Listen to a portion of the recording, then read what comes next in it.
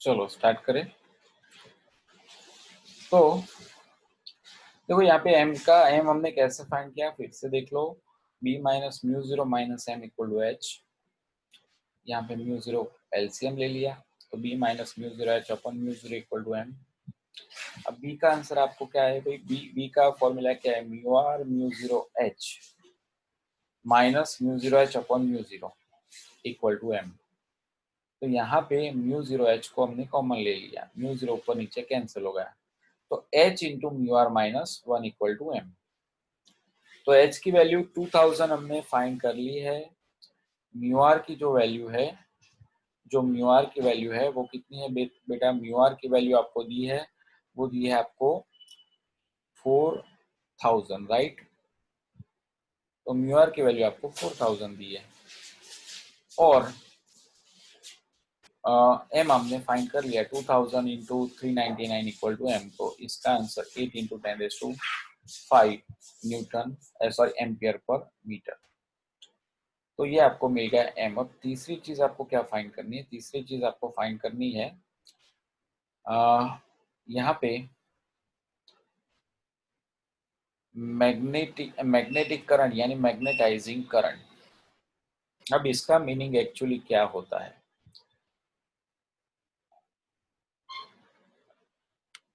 तो ये करंट, उसका मीनिंग क्या होता है मैं आपको बता दूं। मैग्नेटाइजिंग करंट मतलब additional current that gives you same magnetic field without core. यानी जो आप सोलेनॉइड या टॉरॉइड जो होगा, तो टॉरॉइड के अंदर आप कुछ नहीं रखते, यानी कोई भी कोर, ये कोर जो है वो पूरा खाली है, ठीक है, यानी इसके अंदर हम कुछ नहीं रखते हैं, ठीक है। तो जो मैग्नेटाइजिंग करंट होगा किसको बोलेंगे, additional current that gives you same magnetic field without core, बरोबर। तो आपको पता है फॉर्मूला, बी का answer mu zero into H. बेटा mu zero H equal to I F होता है। अच्छा एडिशनल करंट भाई, एक्चुअली बी का आंसर ऐसा होता है ना, B is equal to mu zero I F का answer N into I F होता है, राइट। स्मॉल आई एफ का आंसर क्या होता है,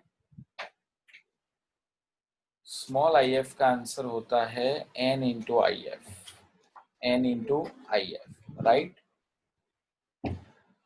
तो यहाँ पे सिर्फ ये करंट नहीं, और भी कुछ एडिशनल करंट, तो वो जो एडिशनल करंट है उसको हम बोलेंगे मैग्नेटाइजिंग करंट। तो इक्वेशन ऐसा होगा, बी का answer mu zero into N, और आई एफ की जगह पे हम लिखेंगे दोस्तों I M plus I F. क्या लिखेंगे बेटा, mu zero N I M plus I F. जो एडिशनल करंट होता है वो पास करने से भी मैग्नेटिक फील्ड आपको सेम मिलेगा, उसको आप मैग्नेटाइजिंग करंट बोलेंगे। बेटा आई एफ आपको दिया है दोस्तों 2, तो ये 2 आपको दिया है, आपको आई एम फाइंड करना है। कैसे फाइंड करेंगे, तो I M plus two is equal to B by mu zero N. I M plus two is equal to क्या होता है, B by mu zero into N, right. तो आई एम का आंसर क्या होगा, B upon mu zero N minus two. बेटा B one tesla हमने find किया था, म्यू जीरो का आंसर 4 × 10⁻⁻⁷, राइट। एन की वैल्यू क्या है 1000, number of turns per metre length, minus two. तो ये अगर हम कैलकुलेट करेंगे सब, तो अगर कैलकुलेट करने से इसका जो आंसर होगा वो 7.9793.7, मतलब approximately 794 ampere. Once again, magnetising current का मतलब क्या होता है, additional current that gives you the same magnetic field without core. तो विदाउट कोर मैग्नेटिक फील्ड का फॉर्मूला होता है म्यू जीरो इंटू एच। तो म्यू जीरो एच की जगह पे आई एफ, आई एफ का आंसर है N into I F, but यहाँ पे एडिशनल करंट यानी इसके अलावा भी कुछ और करंट होगा, यानी I F plus I am, वो जो करंट होगा उसको बोलेंगे हम मैग्नेटाइजिंग करंट। तो आई एफ आपको दिया है दोस्तों 2 दिया है, तो आई एम प्लस टू को सब्जेक्ट बना दो, तो B by mu zero into N. तो आई एम का आंसर क्या होगा, B by mu zero N minus two. By placing value of b, mu 0 4.2 10⁻⁻⁷, n equal to 1000 minus 2. तो finally 794 ampere, ये आपका आंसर होगा, ये मैग्नेटाइजिंग करंट। तो ये बहुत ही यानी थोड़ा अच्छा वाला सम है, ठीक है। चलो इसके बाद नेक्स्ट सम की बात करें, 5.11। A domain in the ferromagnetic iron is in form of a cube of side length 1 micrometer। बेटा 1 micrometer, माइक्रोमीटर मतलब 1 into 10⁻⁻⁶ metre length of each side.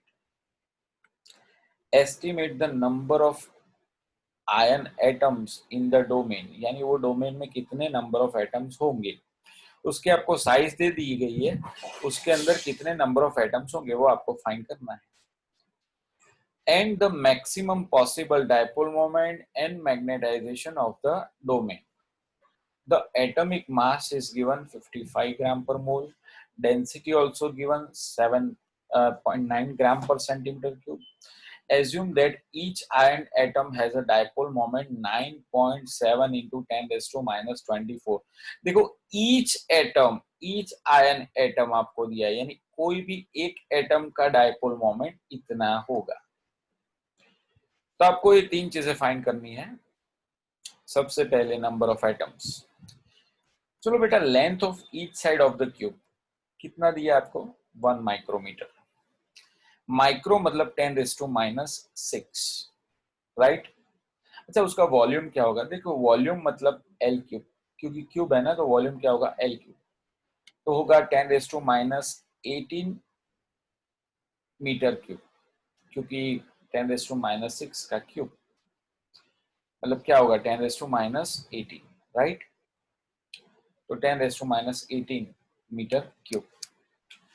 अब आपको ये मीटर को सेंटीमीटर में, अगर, क्योंकि सेंटीमीटर, देखो दोस्तों ये सम में बहुत ज्यादा प्रॉब्लम होने वाली है, मैं आपको पहले ही बता दूं, क्योंकि ये माइक्रोमीटर में दिया है लेंथ और ये डेंसिटी ग्राम पर सेंटीमीटर क्यूब में, यानी सेंटीमीटर यूनिट भी हमको रखना तो पड़ेगा साइड में फाइंड करके। तो 10⁻18 मीटर क्यूब, बेटा मीटर क्यूब को सेंटीमीटर में क्यूब में कन्वर्ट करना है ना, तो 10⁻6 से आप डिवाइड करो, तो 10⁻18 डिवाइडेड बाय 10⁻6 से मल्टीप्लाई करो इंटू 10⁻6, तो फाइनली 10⁻12 सेंटीमीटर क्यूब, ठीक है। चलो तो ये वॉल्यूम हो गया। बेटा मास का आंसर क्या होता है, वॉल्यूम इंटू डेंसिटी।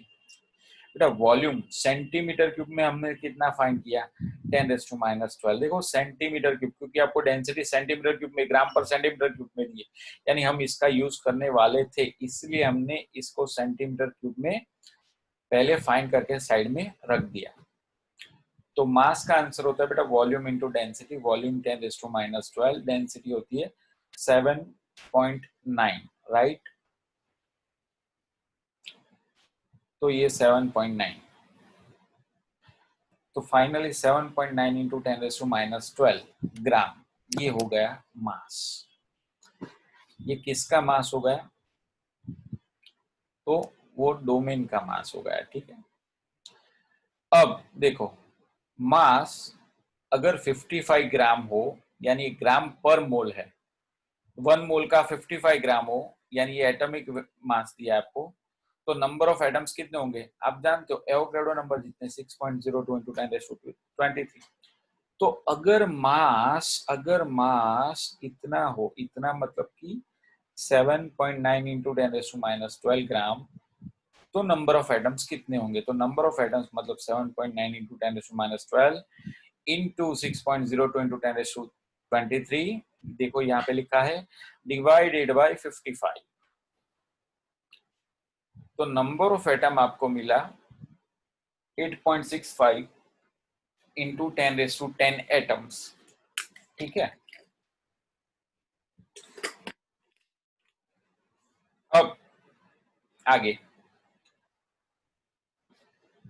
कि व्हेन ऑल एटम्स, अच्छा ये नंबर ऑफ एटम्स फाइंड कर दिए।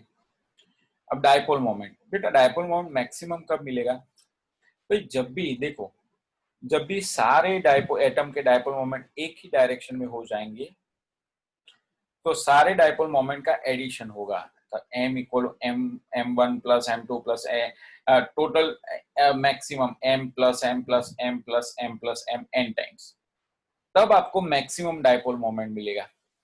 ठीक है, so when all atoms are aligned in the direction of magnetic field then we get a maximum magnetization, so maximum magnetization mx equal to m into n।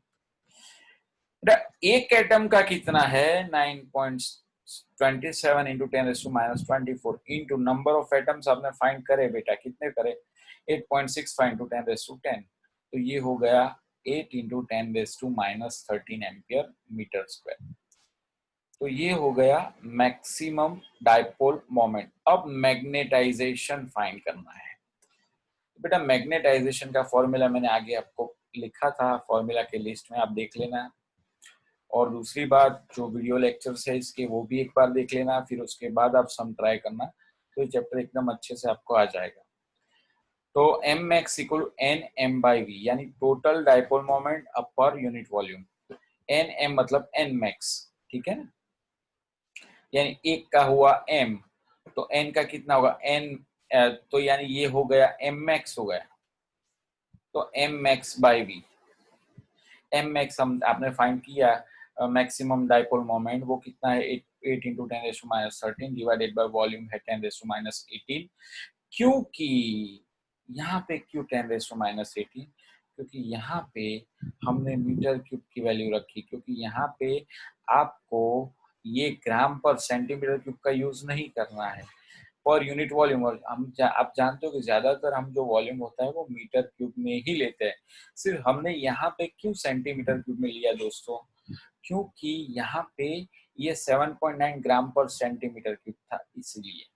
बाकी यहाँ पे जो volume का use करेंगे लास्ट फॉर्मूला में वो होगा 10⁻18। ठीक है, तो फाइनली आपको मिला 8 इंटू 10⁵ एम्पियर पर मीटर। तो आज के लेक्चर के ये जो थे वो सारे इलस्ट्रेशंस हो गए।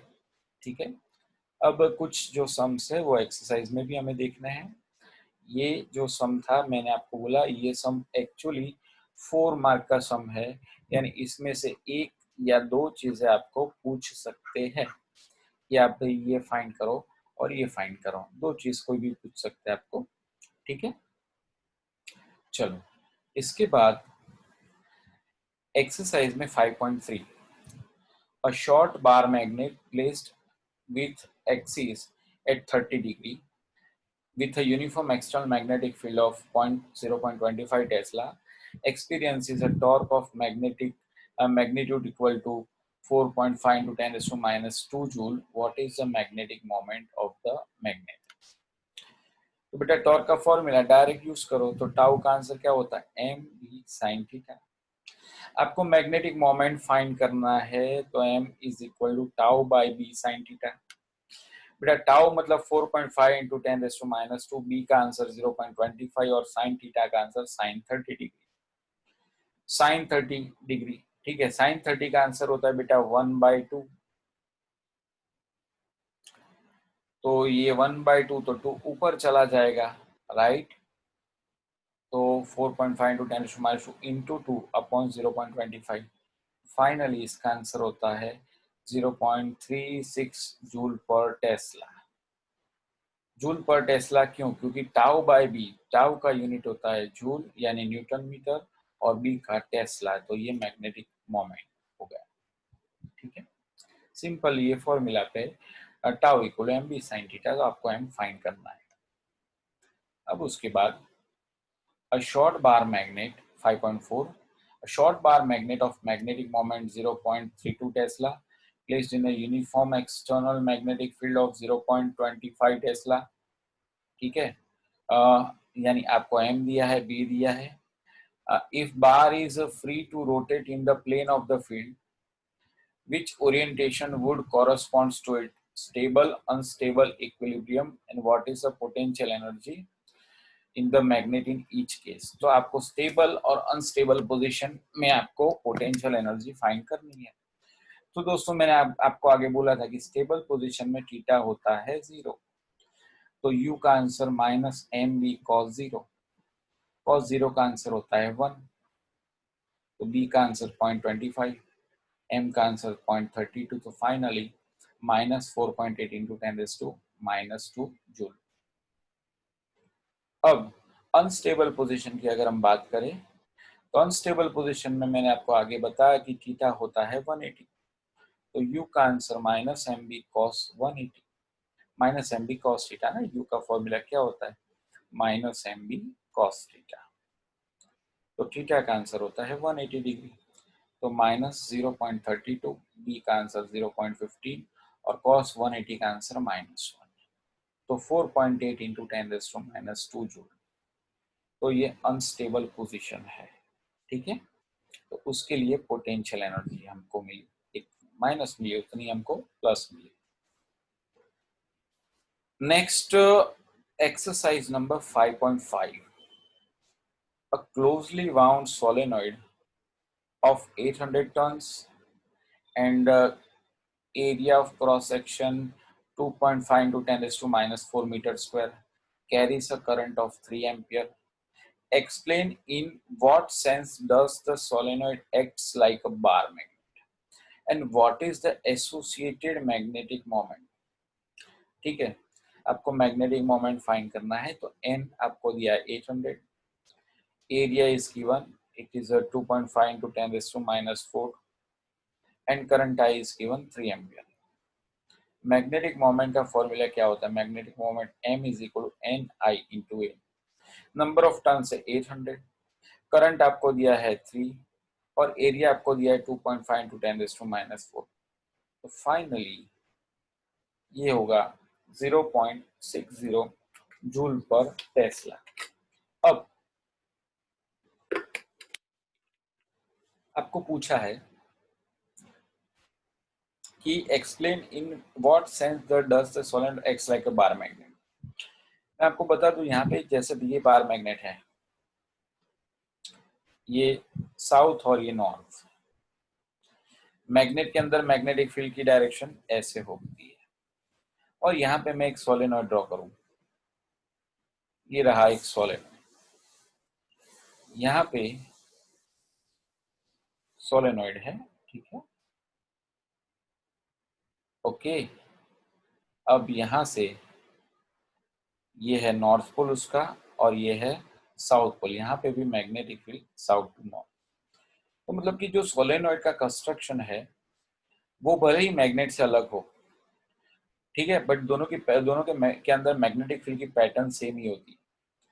So magnetic field of the solenoid has the same pattern as that of the bar magnet, and it acts along the axis of the solenoid. लिहाजा this magnetic field is along the axis of the solenoid, and inside the magnetic field is along the axis of the magnet. That's why this solenoid behaves like a magnet, right? Now, next question, 5.6.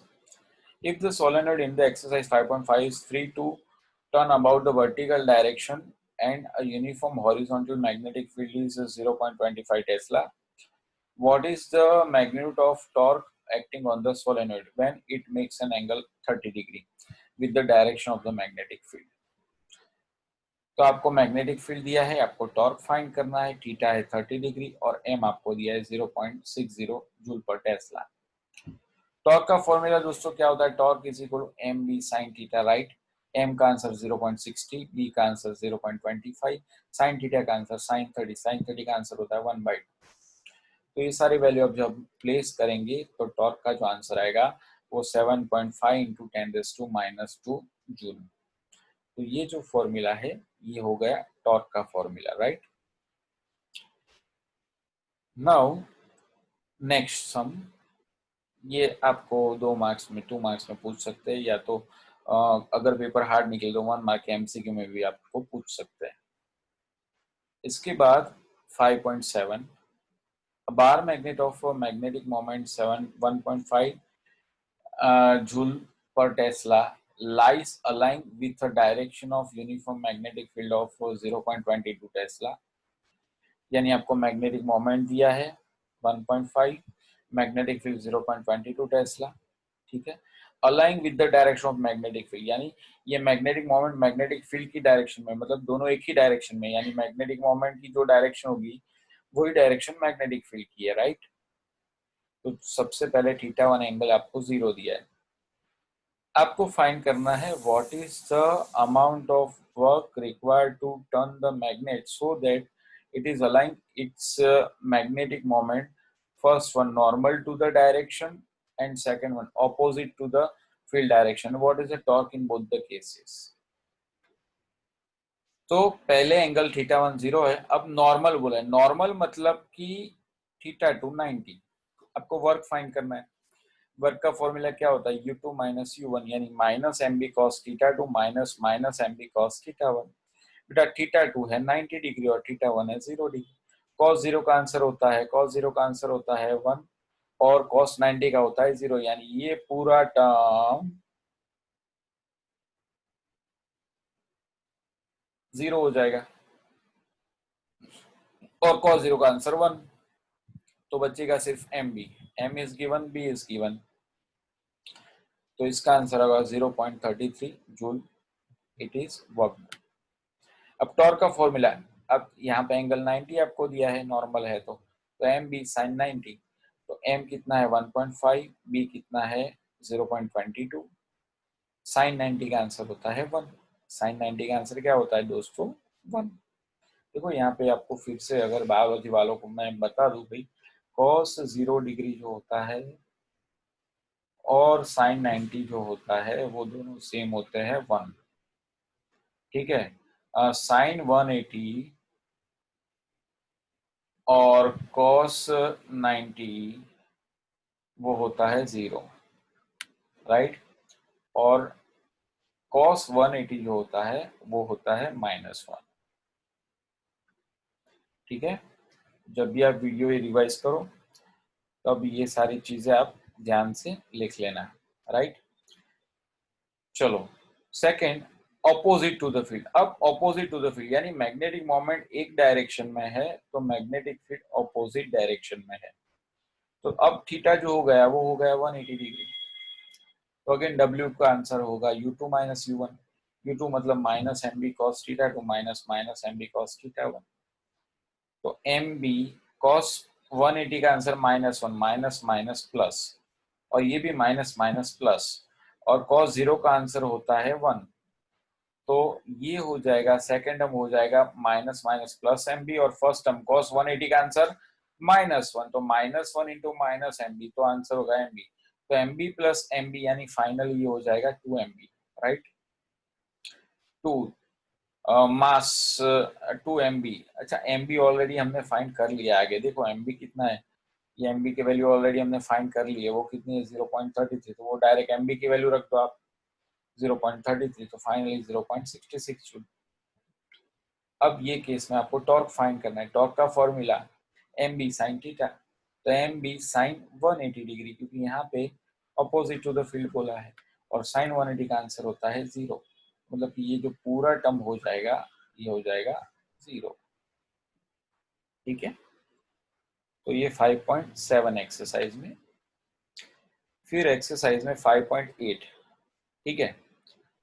A closely wound solenoid of 2000 tons and area of cross section is 1.6 into 10 raised to -4 meters square. So number of tons is given, area is given. Carrying a current of 4 amperes, so current also given. Is suspended through a center, allowing it turn in the horizontal plane. A. What is the magnetic moment associated with the solenoid? तो magnetic moment दोस्तों m magnetic moment का direct formula आपको पता है, m equal to N आई ए। तो number of turns आपको दिए 200, current आपको दिया है 4, और ए आपको दिया है 1.6 इंटू 10⁻⁻⁴। सबकी वैल्यू डाल दो तो आपको मिल जाएगा m, ठीक है। मैग्नेटिक मोमेंट बोला है। Now what are the force and torque acting on the solenoid in a uniform horizontal magnetic field 7.5 into 10⁻² tesla is set up at an angle 30 degree with the axis of the solenoid। मतलब देखो ये magnetic field है, ठीक है, और यहाँ पे magnet रखा है और ये जो एंगल है ना, ये एंगल 30 डिग्री है। देखो यहाँ पे जो फोर्स लगेगा, ये नॉर्थ है, ये साउथ है, ये साउथ होगा, ये नॉर्थ होगा। यहाँ पे फोर्स लगेगा नॉर्थ पोल पे Fn, और साउथ पोल पे फोर्स लगेगा Fs। दोनों force equal in magnitude and opposite in direction होते हैं। जब भी यूनिफॉर्म मैग्नेटिक फील्ड में, याद रखना uniform magnetic, it is specially for uniform magnetic field. Uniform magnetic field में नॉर्थ पोल और साउथ पोल के बीच में जो फोर्स लगते हैं वो इक्वल एंड ऑपोजिट होते हैं। तो एफ का आंसर होगा Fn प्लस Fs। ये इक्वल एंड ऑपोजिट, यानी ये अगर 5 होगा ये -5, ये 10 होगा ये -10, ये 4 होगा ये -4। सो फाइनली यहाँ पे फोर्स हो जाएगा 0। और अब टॉर्क बोला है, तो टॉर्क का फॉर्मूला होता है mb sin थीटा। m आपको दिया है, m आपने फाइंड करा कितना, 1.28। बी आपको दिया है 7.5 into 10⁻⁻²।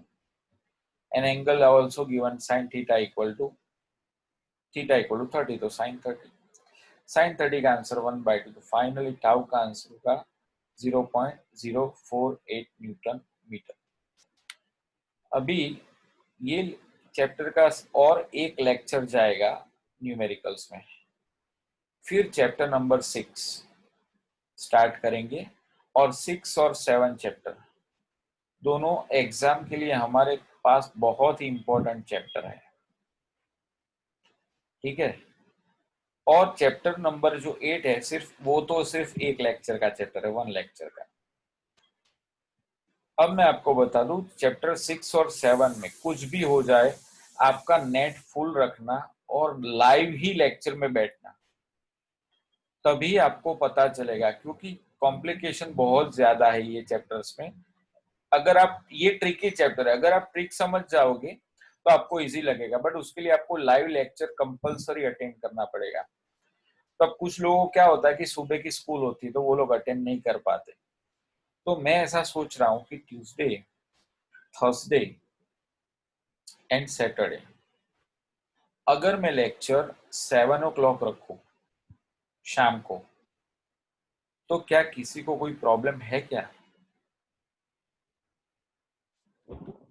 સર આપ સર નો હોય લેક્ચર કેટલા વાગે હોય છે? 7:30 હોય 7:30 પર 7:30 આ 3 દિવસ હોય છે એમનો? હા ઓકે, હા એમને ટ્યુઝડે હોય અને થર્સડે સેટરડે નહીં હોતો મંડે, વેડનેસડે અને ફ્રાઈડે, ચલો 7 o'clock. સર રાત્રે ને મંડે એક રાખે લેક્ચર કેટલા વાગે? સર સર મંડે પણ હે ને 7:30 તો એમને કહેજો થોડો, હું એમને કહી દઈશ કે થોડો લેટ ચાલુ કરે મંડે નો લેક્ચર, બરોબર? ચલો કઈ વાંધો નહીં, 6:30 ચાલશે? બોલો. ચાલે છે મંડે, વેડનેસડે, ફ્રાઈડે 6:30, આમાં કોઈને ડાઉટ, કોઈને टाइम क्लैश થાય છે? सर मंडे केमिस्ट्री होता है 5:30 to 7। 5:30 to 7 Monday? हाँ अच्छा, સર બપોરે 4 o'clock રાખો ને 4 o'clock પણ બીજાને હશે ને?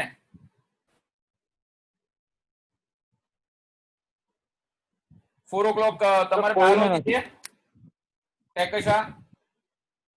हाँ सर मंडे, वेडनेसडे ने फ्राइडे 3 to 4 या 4:30 होता है।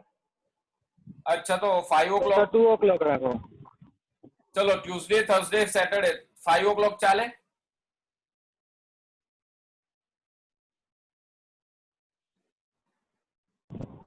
ચાલે સર બોલો, આમાં કોઈ ટાઈમ માં પ્રોબ્લેમ?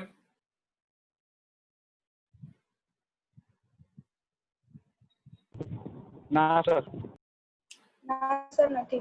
હા, તો ટ્યુસડે, થર્સડે અને સેટરડે, જો નેક્સ્ટ લેક્ચર તો હું સવારે 9:30 જ લઈશ ગુરુવારનો, પછી સેટરડે થી આપણે આ રીતે ચાલુ કરીશું, ટ્યુસડે, થર્સડે અને સેટરડે 5 o'clock, કારણ કે આ ચેપ્ટરોમાં લાઈવ બેસો પ્લસ રિવિઝન લેક્ચર કરો, ત્યારે જ એને કંઈક સમજ પડશે, બાકી નહીં પડે,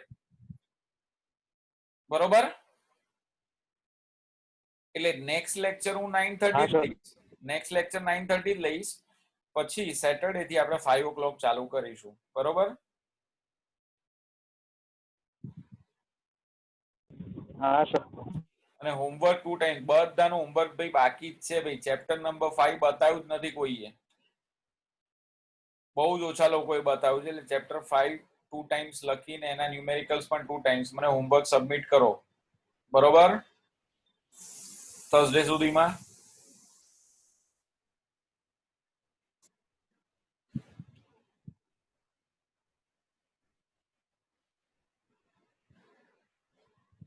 ચલો તો લેક્ચર આપણે કમ્પ્લીટ કરીએ છીએ, બરોબર?